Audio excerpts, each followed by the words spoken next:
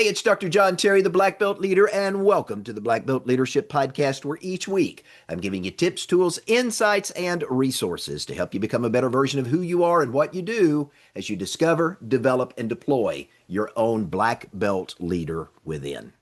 Hey, this week I want to talk about the stories we tell ourselves, those quiet little narratives that shape our lives. And I want to start with a book that my son recently bought me that I found quite interesting. My son knows I'm a history buff because history is there to teach us the lessons of success and failure. And having authored a book on success and working on a sequel to that, I'm constantly looking for ways to learn about history and the successes and failures of those who came before us. The other reason I love to read about history is I love to study the leadership styles of some of the greatest men who ever lived. Now, this particular book really focused on the leadership styles of some of the greatest military leaders of recent history. Alexander the Great, Julius Caesar, Napoleon Bonaparte, among others that were in this book. But one of my favorites as I was reading through this book was Napoleon Bonaparte himself. Now, if you don't know the story of Napoleon, he was a French military genius. He later became Emperor of France. He rose to power during the Revolution, and he dominated European affairs for more than a decade. Now, he was known for his military prowess, and he was feared as a brilliant tactician. He went on to conquer as a military leader most of Europe during his reign. He was considered brilliant, strategic, driven, and Napoleon was known as a military genius. Now, from an early age, Napoleon believed that he was destined for greatness.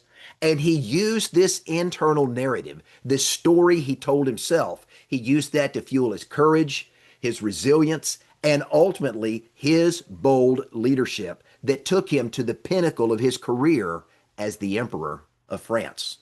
But the sad part is, over time, this confidence, this belief in himself, this internal narrative that he was brilliant, he was strategic, he was driven, and that he was a military genius, it ultimately went to his head, and his confidence became arrogance. And this arrogance led to a disastrous 1812 Russian invasion and his ultimate defeat a few years later at the Battle of Waterloo. Now, Napoleon's problem was this. He absolutely believed his own story. Any contradictory information that came his way, he dismissed. Warnings by his advisors were ignored. The advisors that he had around him, brilliant tacticians in their own right, in his mind, they were obstacles, not allies. And when Napoleon decided to invade Russia in 1812, he did so against the advice of some of his most experienced military commanders. Now, in his arrogance, Napoleon led a 600,000-man army into Russia. The Russian army, brilliant tacticians in their own right, they avoided a direct, decisive battle, choosing instead to skillfully retreat and utilizing these unique tactics of strike and retreat. They kept his army moving forward, but even as Napoleon and his army moved deeper and deeper into Russia, what he didn't realize is the Russian army was invoking a scorched earth policy. They were burning anything and everything around them, ultimately leaving no resources for Napoleon and his men. And by the time they reached Moscow, all of the provisions that he carried with them on the journey were gone. And because all of the resources in the area of Russia had been burned to the ground, there were no resources available for Napoleon to feed his men. So when they got to Moscow, the French soldiers were tired and they were hungry, and winter was about to set in. So as they began to withdraw with the winter coming on quickly, Napoleon's troops faced not only the brutal Russian cold, they also faced starvation because there was no food. They faced disease, which was rampant through his forces. And they faced continued constant harassment from the Russian forces and the Cossacks as they made their way out of Russia and back into Europe. And if you're a fan of history and you've read the story, you know that the retreat was catastrophic. Of the 600,000 men who marched from France into Russia, Napoleon's troops experienced over 500,000 casualties, and that included over 300,000 deaths. But according to the story, Napoleon kept telling himself this was a war he told himself he couldn't lose. But interestingly, reality disagreed. Now, when you go and you analyze Napoleon and you look back at the historical record, you see that Napoleon didn't fail because he lacked ability. Remember, he was one of the most skillful tacticians in military history. But Napoleon failed because his story, that narrative he continually told himself and he believed to the detriment of any and everything else, his story became more important than the truth. Now, there's a moral to this story and there's a lesson to be heeded, and that's really where I want to lean in to today's lesson. And the moral of the story is this: your story, once empowered, can eventually blind you to the truth. Napoleon experienced that. His story became so empowered, he became blinded and oblivious to the truth, even when it was staring him directly in the face. So you need to pay attention to the quiet little narrative that you're telling yourself that ultimately shapes your life, because once empowered, it can eventually blind you to the truth. Now, I want you to think about the narrative that I'm talking about, not Napoleon's, but your own, because right now, whether you realize it or not, there's a story that's playing around in your mind. Now, it's not a loud story and it doesn't really announce itself. It doesn't feel like a work of fiction. In fact, to you, that story that's playing in your mind, that's repeating again and again and again, it feels like truth. And here's the part that people miss. You didn't discover the story. You created the story and you're adding to it every day. Now, this quiet little narrative that you and I continually tell ourselves was created over time through the events and experiences that we've enjoyed in life. And as we pause to interpret our interactions with the world around us, what do? We craft a story, we add to that story, and we eventually internalize that story into our thoughts and into our memory. And once we internalize that story, we begin to live our lives as if that story were 100% true, even if it's not. Now, this lesson that I'm going to share is about that story, the story that you're telling yourself about yourself, how the world works and why things happen the way they do. It's about a concept called biomythography. Now, I picked up this term because it was coined by an author by the name of Audre Lorde in 1982. And she used this term, biomythography, to describe the personal mythology that you and I use as we construct the narrative of our lives. Now, to me, this may be one of the most important things that you need to examine if you want to have the opportunity to learn, to grow, and to become a better version of yourselves. If you truly want to become a black belt leader in life, you need to pay attention for the next few moments. Now, the word biomythography comes from three ideas, three words blended together. The word bio, which means life, the word myth, which means story or meaning or symbolism, and the word graphy, which means writing or recording. So in simple terms, biomythography is the story that you and I write about our own lives. Now, interestingly, that story is not a factual timeline and it's not an objective truth. It's the meaning that we assign to the events and experiences that we have as we go through each day of our lives. Now, let me give you a couple of examples from ancient history. If we go back in time and we look at the ancient Greeks, the Romans, the Norse, and the Chinese culture, people used mythography to explain identity, to explain purpose, to explain struggle, and to explain destiny. You know, if you think about those ancient cultures, heroes were the central figures. Villains created conflict, and there were supporting characters in all of these stories that either help or hindered the journey. You know, think about the Odyssey and the Iliad, for example. You have the hero, the villains, the supporting characters. They're all there. And we see that not only in those stories, but other stories in other cultures around the world. What we found is that life to them wasn't just something that happened. There was a meaning behind every event or every experience. So the Greeks used mythography to explain the creation of the world. They created this divine genealogy of all of the gods in the heavens and the adventures of the gods in the heroes.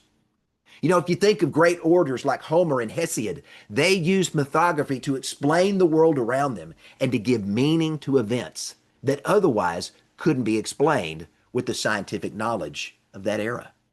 Now, in ancient China, the use of biomythography gives us the creation stories of the Pangu and the Nuwa. It gives us the story of the transformative moon goddess Chang'e, and it gives us the iconic imagery of the Monkey King, the dragon, and the white snake. Remember, life wasn't something that just happened. There was meaning behind every event and every experience. Now, interestingly enough, the crafting of these mythological stories isn't confined to ancient history. Mythological stories of heroes and villains and supporting actors are still being crafted, they're still being refined, and they're still being retold in every culture around the globe right now at this time in history. And there is an ongoing intentional attempt to add meaning to the events and the experiences of life as it's happening in every culture around the world. Now, you may ask, John, who's the author that writing these incredible mythological stories that are being crafted today? Well, I'm here to tell you, it's you and it's me. But we don't call these stories mythology anymore.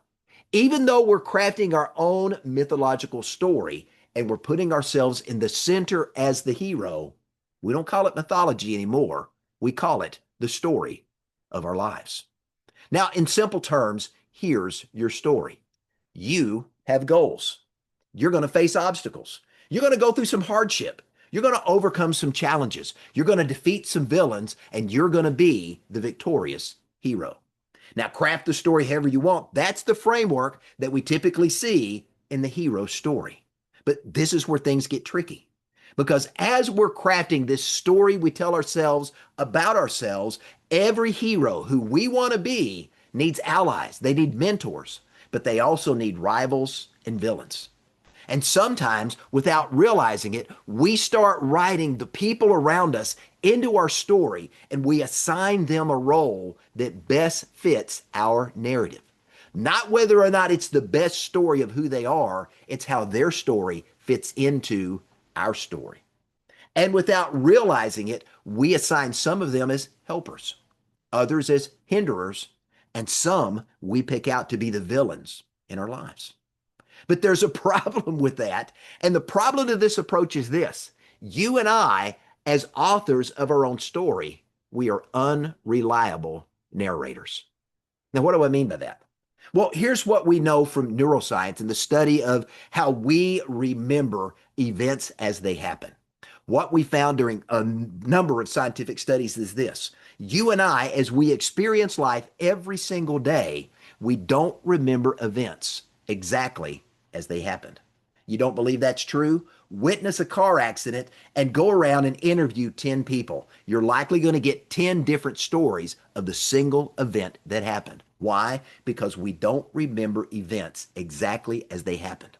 Studies in neuroscience have shown we remember those events as we felt in the moment. Our interpretation of whatever happened in an event or in an experience that we went through are filtered through the emotions that we experienced in that moment. We remember events as they fit the story that we've already crafted, and in doing so, we often twist reality in a way so that the storyline conforms and reinforces what we already believe and what we've already written about ourselves. So as a result of that, we sometimes miss what's happening in the moment because we're processing what already happened to make it fit the narrative we've already written. And when there's a gap between reality and the story that we want to believe, we fill the gap. And sometimes we fill the gap with a made-up story. We insert, we edit, we justify, we rationalize, or maybe we completely rewrite what happened so it's consistent with the story we're already telling ourselves about ourselves. And here's what's interesting about this even more. As you dig deeper into the neuroscience of how this happens, we're not even consciously aware that this is happening. We're not even consciously aware that we're rewriting a story of what actually happened to fit the narrative we're telling ourselves because it happens automatically, deeply in the recesses of our mind. Now, this is biomythography at work. Understand this. When reality doesn't align with our internal story, we tend to do three things. First, we skew perception. Now, what do I mean by that? When I talk about skewing perception, here's what we do. We pay attention to what supports our story, and we ignore or we discount anything that contradicts our story. Let me give you an example. If your story is people can't be trusted, then you're going to remember every betrayal and you're going to forget every act of loyalty. If your story is I always get overlooked, you're going to focus on the missed opportunities and amplify those, and you're going to ignore or minimize the wins that you've experienced in life. These filters of how we perceive the world around us are going to shape the way we see the world. You and I need to understand that our perception isn't neutral. Our perception of the world around us and the events that we experience is filtered through the stories that we repeatedly tell ourselves.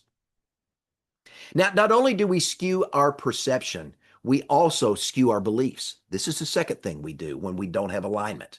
Remember, I say often, as we think, we say, we do, and we become. But if we think about it, as we think, we become, what does that mean? That means our thoughts that we continually repeat ultimately form the beliefs that we ultimately embrace. And over time, what we perceive again and again and continually weave that into our story, those become hardened into beliefs. And once a belief forms in our mind, it becomes the lens through which all future events are interpreted and weighed. You know, I think that's why Henry Ford famously said, whether you believe you can or whether you believe you can't, you're right. And I think he's right there, because what he's really talking about is the fact that what we believe is truth to us, and we're going to reject anything else that's contrary to that belief. Remember this, beliefs don't ask for evidence. Beliefs look for confirmation. I want to say that again. That is a powerful statement for somebody listening today that you need to get to overcome something in your life. Beliefs don't ask for evidence. Beliefs look for confirmation. Now, the third thing that we do when reality doesn't align with the story we tell ourselves, and to me, this third one is the most dangerous, and it's this: we skew our actions. Because once our perception is skewed, once our beliefs are skewed, the action that follows is also going to be skewed. Now, why is this dangerous? Well, if you remember from prior teachings, our brains love the status quo. And because our brains love what's familiar, it filters out anything that doesn't align or agree with our beliefs. So we're going to act in ways that protect our story, even if protecting that story is protecting a lie. So as a result of that, what are we going to do? We may avoid the very risks that might disprove what we believe to be true, even if it's not. We may sabotage the opportunities that would allow us to expand and grow because they threaten our existing limited identity. And we will very well and very often repeat the same behaviors over and over again because they keep our existing narrative intact. You know, what I find to be fascinating is the fact that we choose to live in alignment with the story we tell ourselves, even if that story isn't helping us, or even if that story is actually hurting us. We believe that story to be true, even if that story is a lie. And this is when helpers can become the villains in our lives. Now, I want you to pay close attention to this next point. When helpers become villains, this is a dangerous place in our lives, because rather than see the people who are willing to challenge us, who are willing to hold us accountable, who expect and believe there is more capable inside of us, and those who refuse to accept our excuses, what do? Rather than seeing them as people that want to help us, we cast them as villains in our narrative. We justify this by saying, well, they don't understand me, or, well, they're just against me, or, yeah, those are the people that are holding me back. But in reality, what are they trying to do? They're simply trying to help us rewrite our story in a new and a better way. Now, if we go back into history, we see that history is not just a record of events. It's a record of the stories that people told themselves about themselves, stories of who they were, what was happening, and what all of that meant. So let's take a look at just a few of those, and let's see if we can pull some insight from those stories. What about when a story is too dangerous to question? Now, in the classic fable, The Emperor's New Clothes, an emperor becomes obsessed with his image. So, two swindlers find out that this emperor is obsessed, and they come to him and they convince him that they can weave magical clothing. And they tell the emperor that this cloth that they're showing him, when in reality nothing is there, this cloth is so special that only the most intelligent, only the most worthy people can actually see the cloth, when in reality, there was no cloth. But no one wanted to admit it. Why is that? Well, because admitting you couldn't see the cloth meant that you were admitting that you were foolish, that you were unworthy, or that you were unfit for your position. So what happened? Everybody played along. And so the make-believe clothes were sewn. The emperor put on the make-believe clothes, and he decided that he wanted to throw a parade so everyone could see his beautiful clothes. And as he paraded through the streets naked, all of the people in the kingdom began to cheer, and they began to applaud, and they began to praise the beauty of the king's clothes. That is, until one little child spoke the truth. "Daddy," he yelled, "the emperor has no clothes."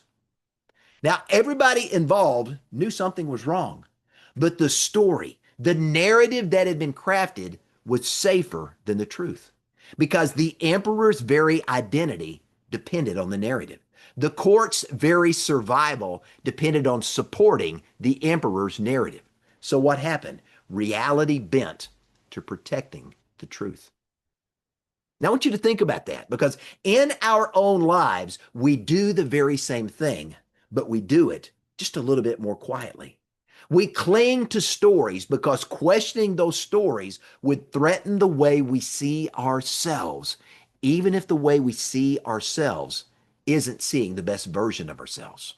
And sometimes the bravest voice, the voice that ultimately breaks that spell, is small, it's uncomfortable, and it's easy to ignore. Now, one of the parables we often told our students when I was teaching martial arts several years ago is the story of a proud samurai who asked a Zen master to teach him wisdom. Now, the samurai came into the Zen master's abode and began to bloviate for hours about all the things that he had seen and heard and learned, and all the things he had experienced in life. And after 2 to 3 hours of this samurai bloviating and going on and on and on about all of this stuff, the master hands the samurai a teacup and begins to slowly pour hot tea into the cup. The master continued pouring into the cup until the tea began to overflow. And as the tea spills everywhere and it begins to burn the hands of the samurai, he finally shouts, "Stop! Stop! The cup is full." And I love the master's priceless response. He looked at the samurai, and with a smile, he said, "Like this cup, you are full of your own opinions and your own stories. How could I teach you anything until you first empty your cup?" Now, the samurai story to us should be obvious. Like Napoleon, he was saying, "I already know who I am." And that story, that belief that he had arrived, blocked his growth. You know, I'm mindful of the quote that Ray Kroc began to share with his franchisees when he began to build out the McDonald's empire. As long as you're green, you're growing. But once you're ripe, you start to rot. Now, this samurai had become rotten in his belief in himself. Napoleon the same way. The samurai was unwilling to challenge the narrative, and until he was willing to do so, he could not change. This was the message of the master. Challenge the narrative first, so change can occur. So, what's the moral of the story? Well, in martial arts and in life, your rank, your experience, and even your very identity can become a barrier if we confuse what we've done with who we're allowing ourselves to ultimately become. Now, other times, the story that needs to change isn't dramatic. Sometimes it's subtle. Sometimes it's a quiet belief that says, I've already figured this out. Don't believe me in that one? Ask Galileo.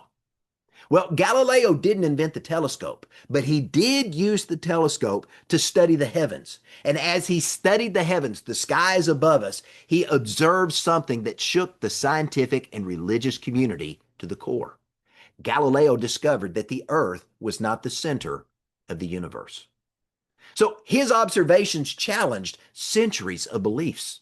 Religious authorities, the scholars of the day, and the political leaders that governed during this period of time had built entire systems around the narrative that the earth was fixed. It was central to the universe, and the earth was immovable. So they rejected Galileo and what he had observed and discovered.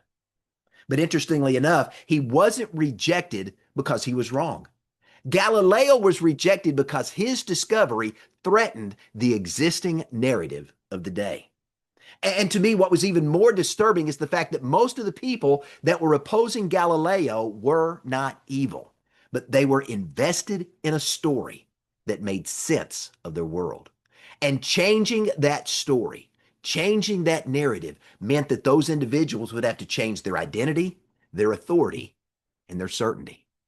But sadly, this happens all the time. We reject new information not because it's false, but because it threatens who we think we are. Now, each of these stories remind us that people don't suffer because life happens. We often suffer because the story we tell ourselves about what happened becomes more important than the truth. Think back to what we've talked about up to this point. The emperor couldn't question his image. Napoleon couldn't question his destiny. The samurai couldn't question his identity. The learned crowd of religious and scientific people in Galileo's day couldn't question their view of the world. Now, the problem wasn't a lack of intelligence. It was an attachment to a narrative that proved not to be true. So let me conclude with this. You may not wear a crown like the emperor. You may not command an army like Napoleon. You may not be a man of stature like the samurai or a scholar like the scientists and religious leaders of Galileo's day. But just like them, you're writing a narrative that governs your life, and you're adding to that narrative every day. You need to understand this. Your story shapes your choices. That story that you're writing and that you've written up to this point determines how you interpret feedback, and it governs whether you see the people around you as helpers, as hinderers, or as villains. And unless you're willing to question your story, you can't grow past it. Did you hear that? Unless you're willing to question your story, you can't grow past it. Understand this. History doesn't judge us by the stories we told ourselves. History judges us by what we did when our story was challenged. I want to say that again. History doesn't judge us by the stories we've told ourselves. History is going to judge us by what we did when that story was challenged. And ladies and gentlemen, I'm here to tell you that personal growth works the very same way. The question is no longer, what's my story?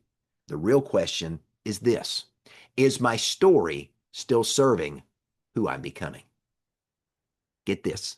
You don't have to destroy your story. You don't have to erase your past. You don't have to pretend that the hardship you went through didn't happen. You simply have to recognize that you've been narrating a story and you've got to question that story. Now, here's the good news. You're the author. You're the narrator. And due to the fact that it's your story and you're writing it, guess what? Narrators can revise. Authors can edit. The most powerful moment in any story is when the hero realizes they're no longer trapped in the plot. So let me leave you with a famous quote by C.S. Lewis. You can't go back and change the beginning, but you can start where you are and change the ending. I'm Dr. John Terry, the Black Belt Leader. Thanks for joining me. Have a great day.